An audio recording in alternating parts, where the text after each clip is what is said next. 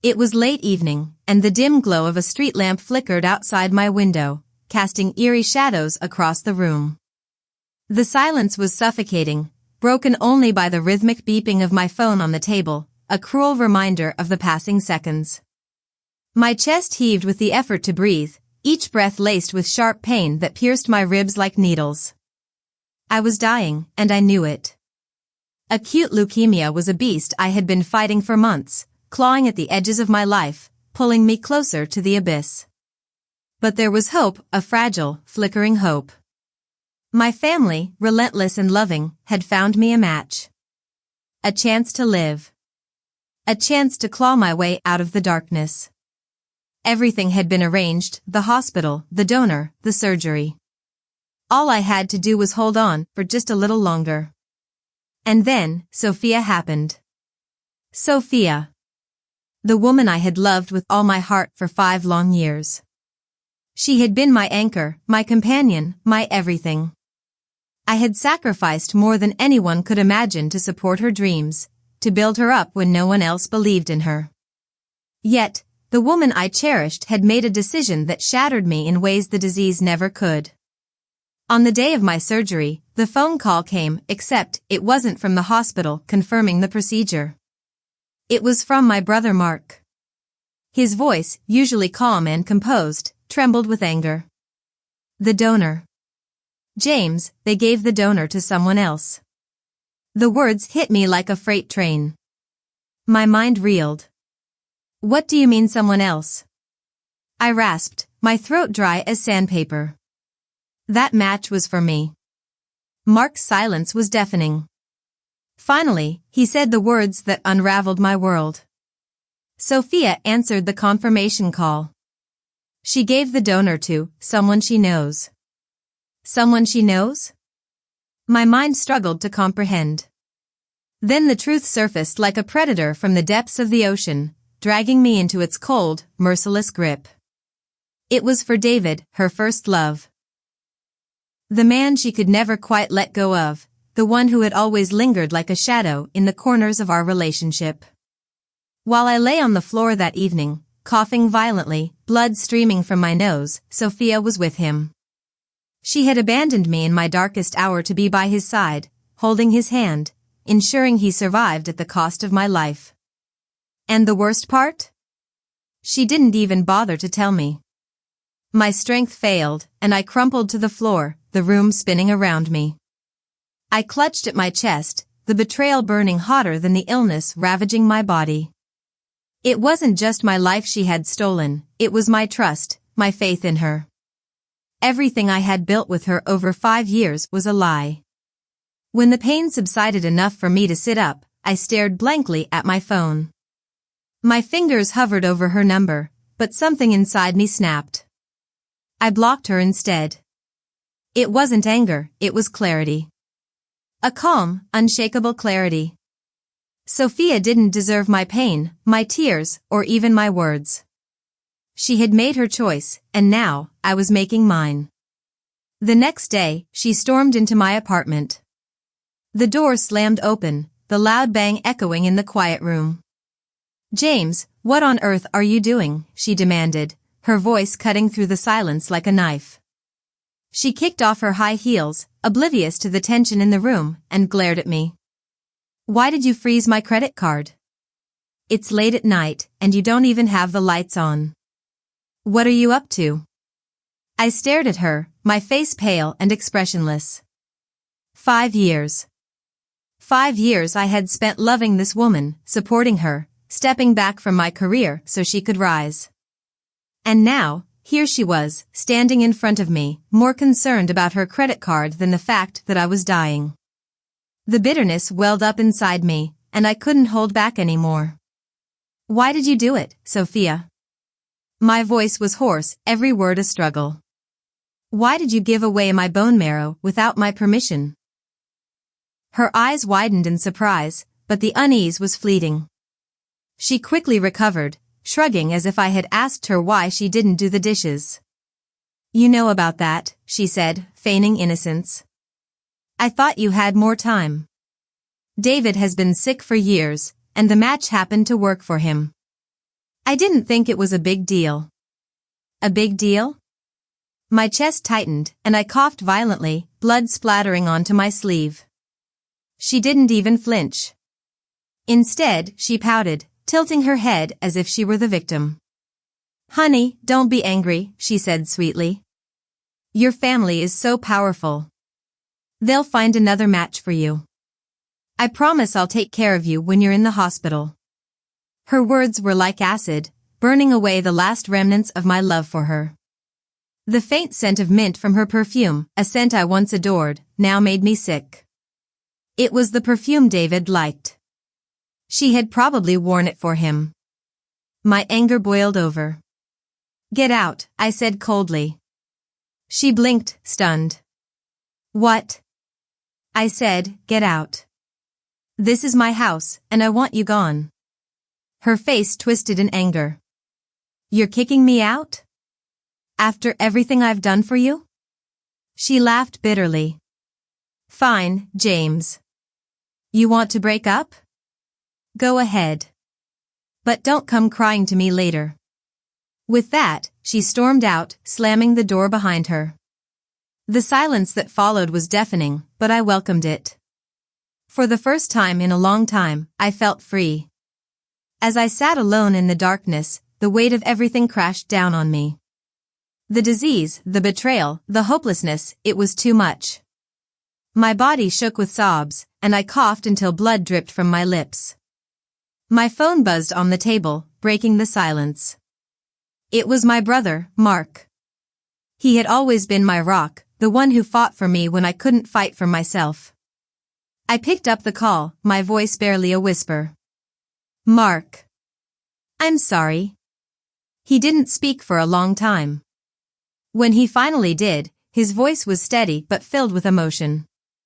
"James, you have nothing to apologize for. You're going to be okay.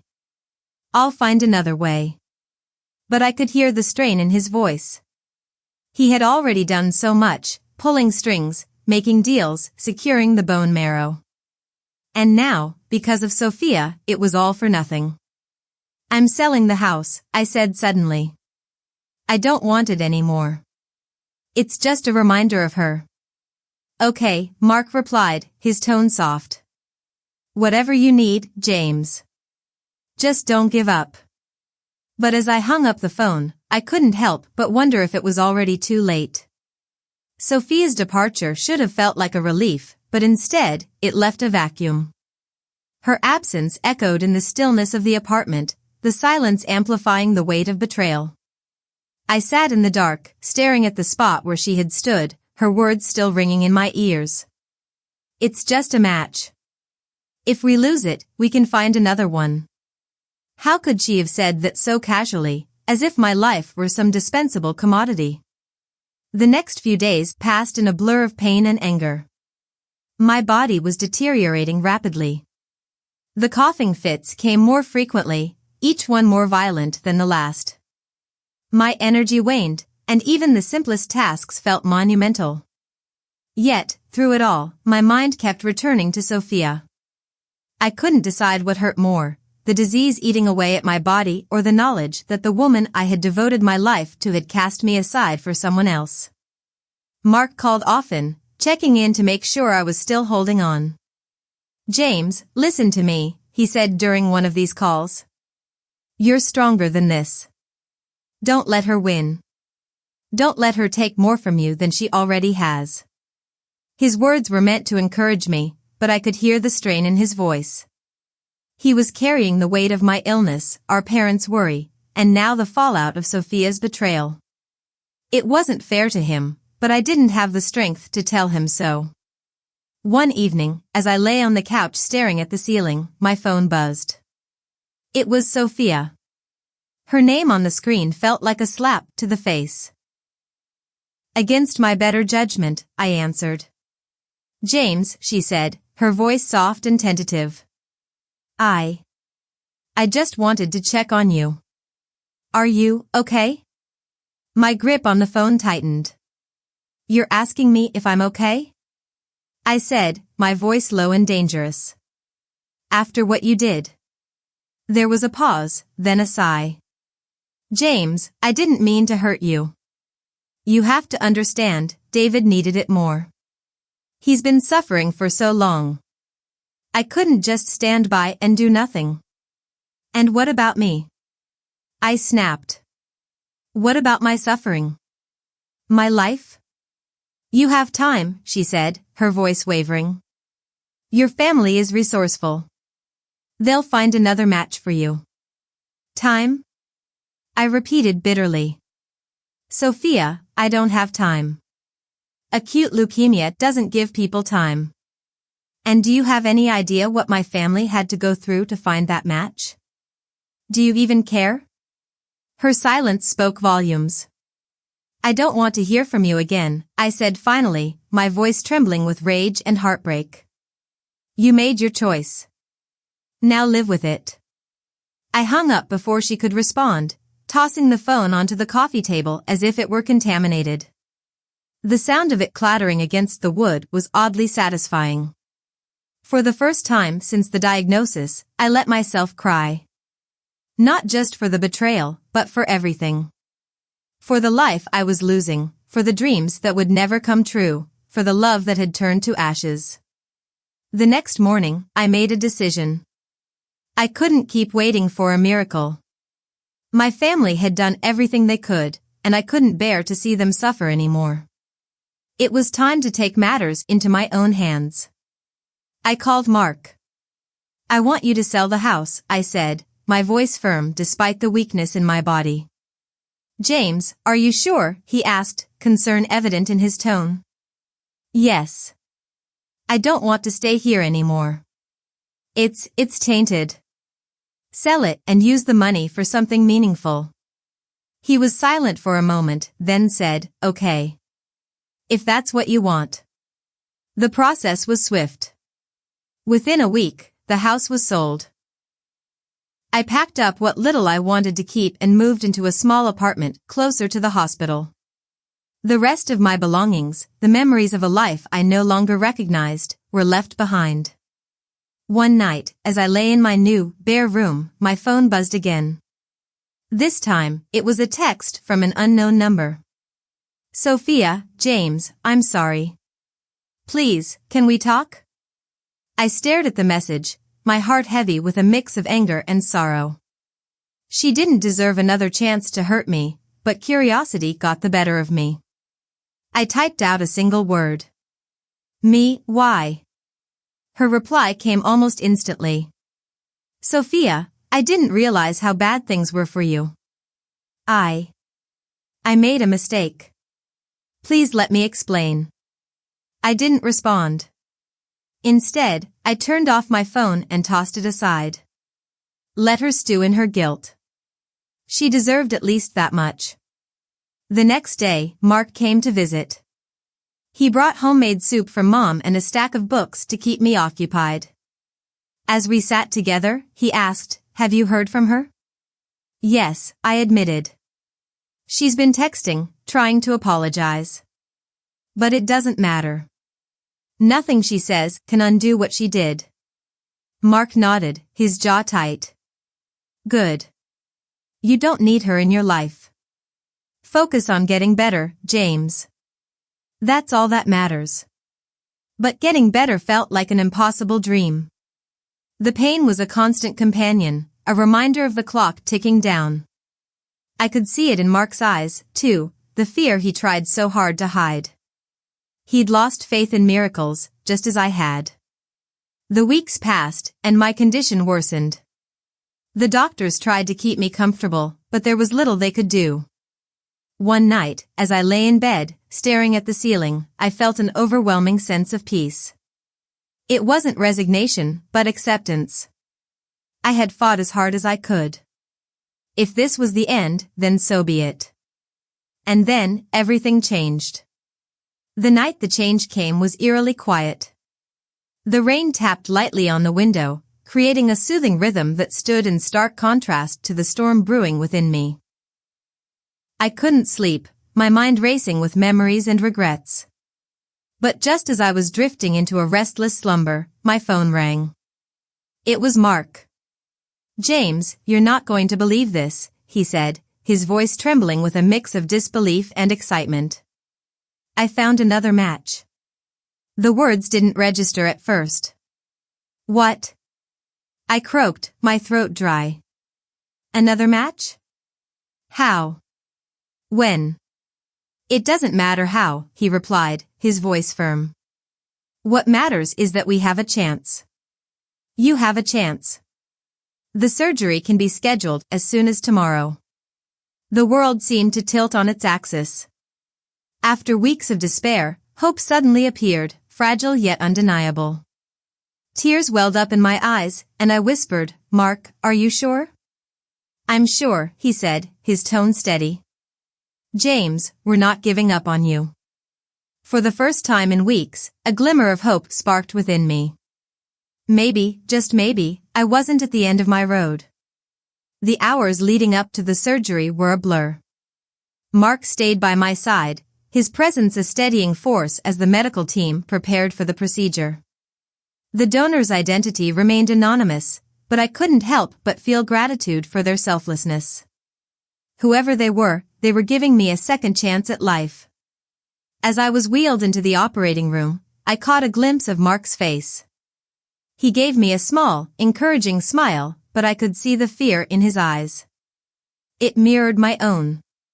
The stakes were high, but I had to believe in the possibility of a future beyond the pain and darkness. The surgery was a success, or so the doctors said. The following days were a whirlwind of monitoring and recovery. My body felt foreign, every sensation amplified as it adjusted to the new bone marrow. The pain was intense, but it was different this time. It wasn't the agony of impending death but the discomfort of healing, a reminder that I was still alive. Mark visited every day, bringing books, snacks, and updates on the outside world. He refused to let me wallow in self-pity, and his determination was contagious. Slowly but surely, I began to regain my strength.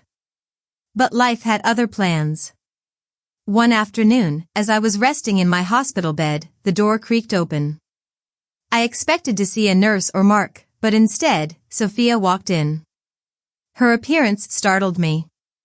She looked disheveled, her usually pristine hair messy and her makeup smeared.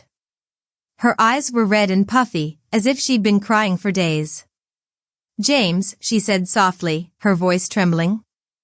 I heard about the surgery. I had to come. I stared at her, a mixture of anger and disbelief coursing through me. What are you doing here? I asked, my tone cold. She flinched but didn't back down. I wanted to see you. To apologize. I know I don't deserve your forgiveness, but... James, I'm so sorry. Her words hung in the air, heavy with regret. Part of me wanted to lash out, to make her feel the pain she had caused me. But another part of me was too tired to fight. I had already lost so much, I didn't have the energy to hold on to hatred. Sophia, I said, my voice steady despite the turmoil inside me. You made your choice. You chose him over me. There's nothing left to say. She took a step closer, her eyes pleading. I didn't know how serious it was, she said. If I had known. James, I would have chosen differently. But you didn't, I said sharply. And that choice cost me everything. You don't get to come back now and pretend it didn't happen.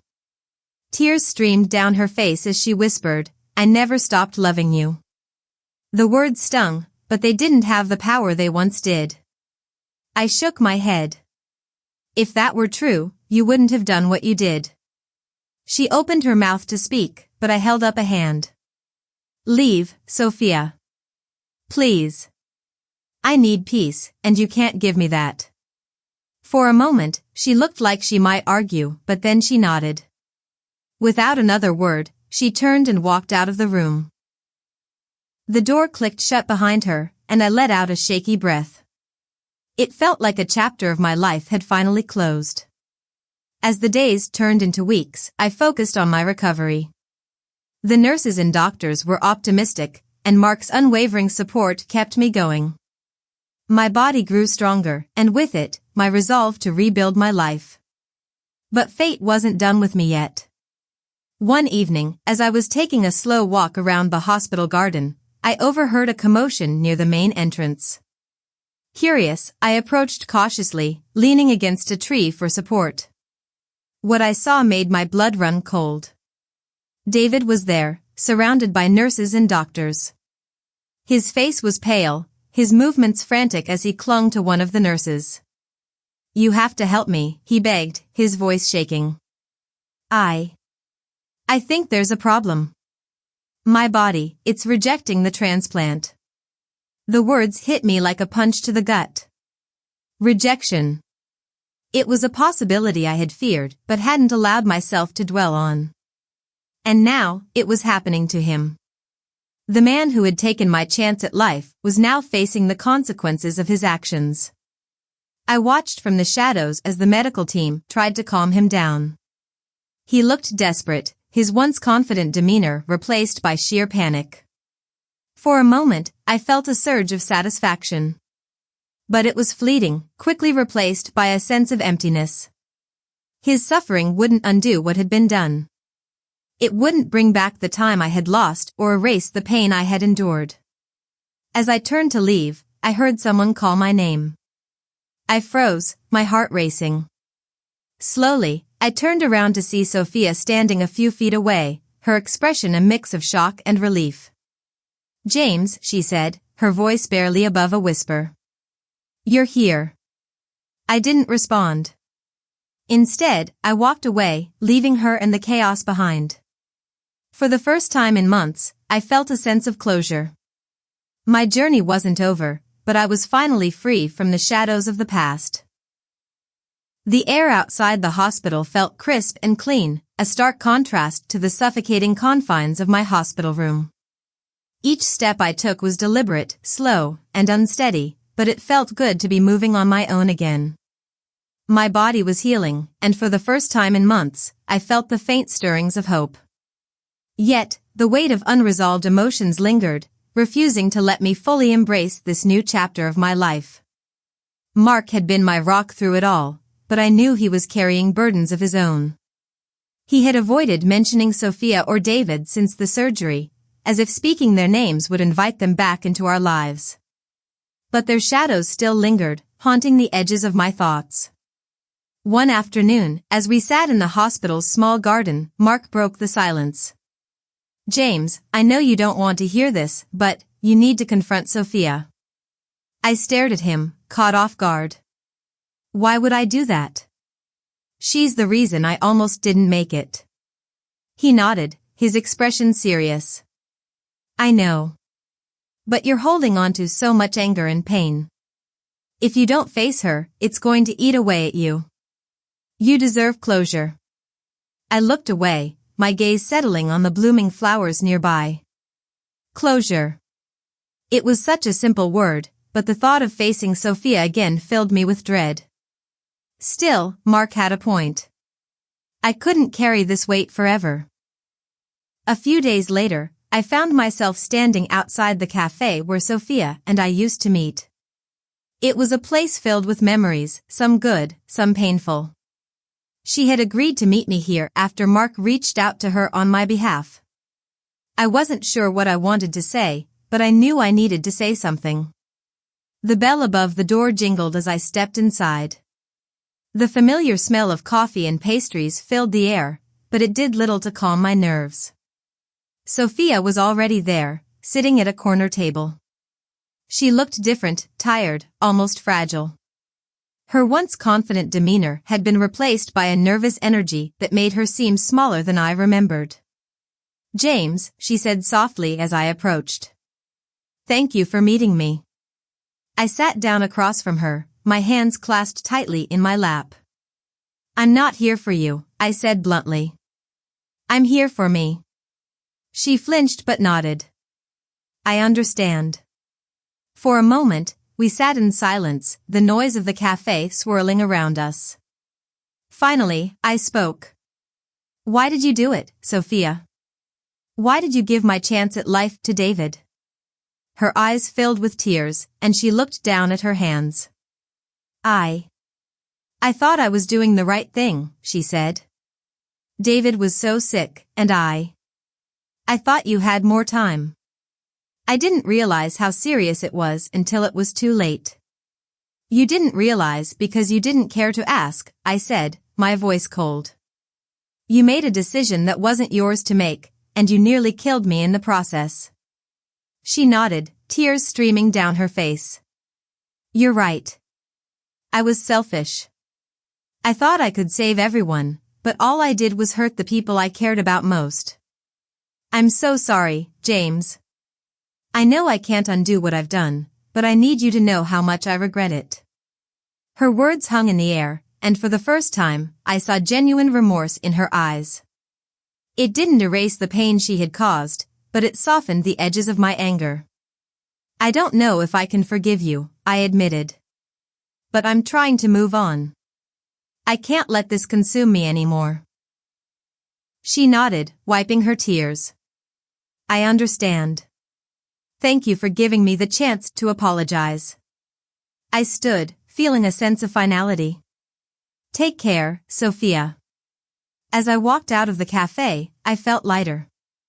The anger and pain were still there, but they no longer felt insurmountable. I had faced her, and that was enough. My recovery continued, and with each passing day, I grew stronger. Olivia, the doctor who had overseen my care, became a constant presence in my life.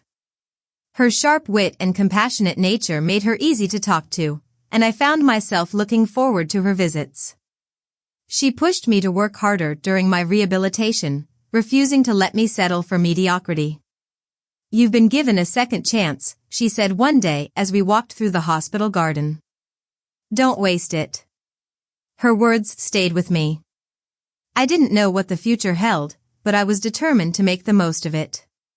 For too long, I had let my illness and Sophia's betrayal define me. It was time to take control of my own story. One evening, as I sat in my apartment, Mark called.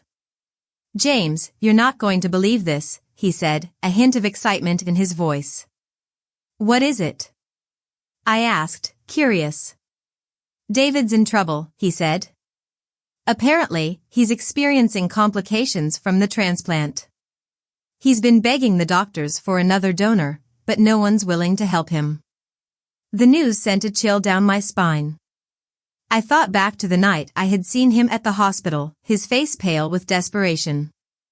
A part of me felt satisfaction, but another part felt pity.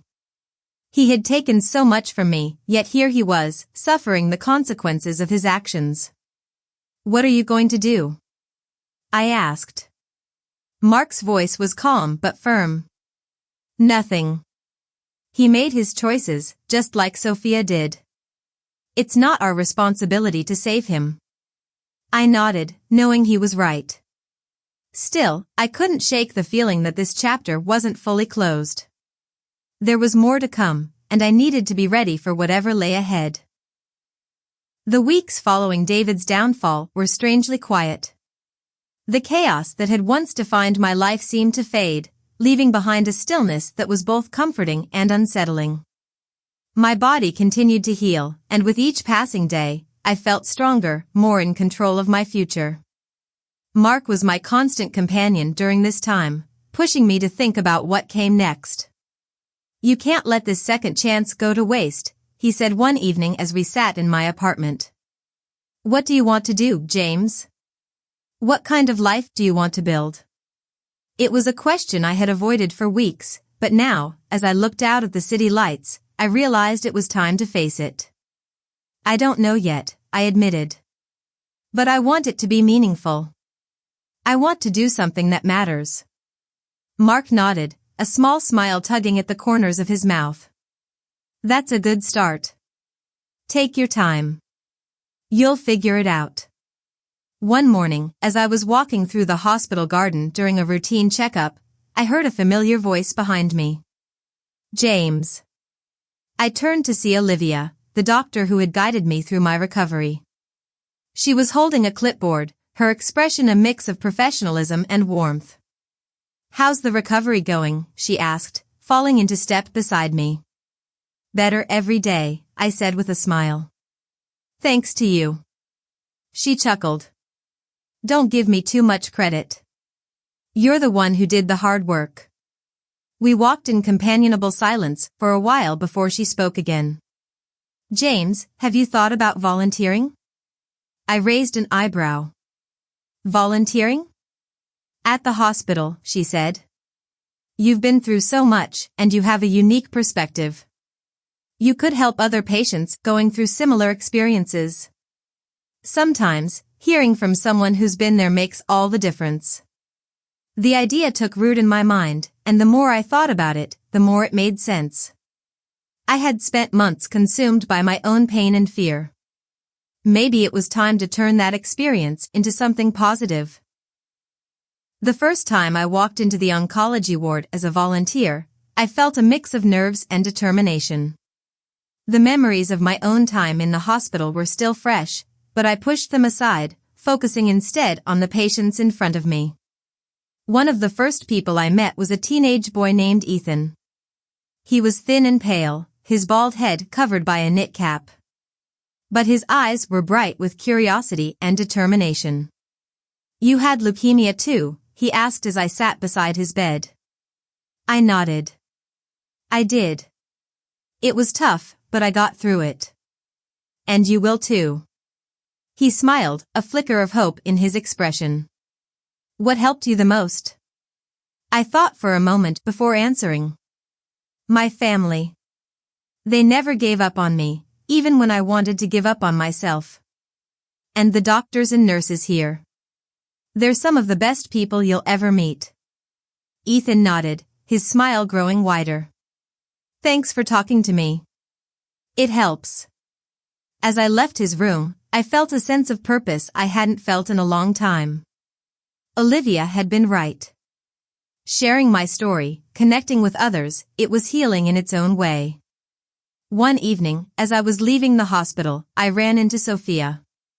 She looked different, her once confident demeanor replaced by something quieter, more subdued. James, she said, her voice hesitant. Can we talk? I hesitated but nodded. What is it? She took a deep breath. I just wanted to thank you. For meeting me that day. For listening. It's made me think a lot about my life, about the kind of person I want to be. I studied her, searching for any trace of insincerity. But all I saw was a woman trying to rebuild herself, much like I was. I'm glad, I said finally. I hope you find what you're looking for. She smiled, a bittersweet expression that spoke of regret and hope. You too, James. As she walked away, I felt no anger, no resentment. Just a quiet acceptance.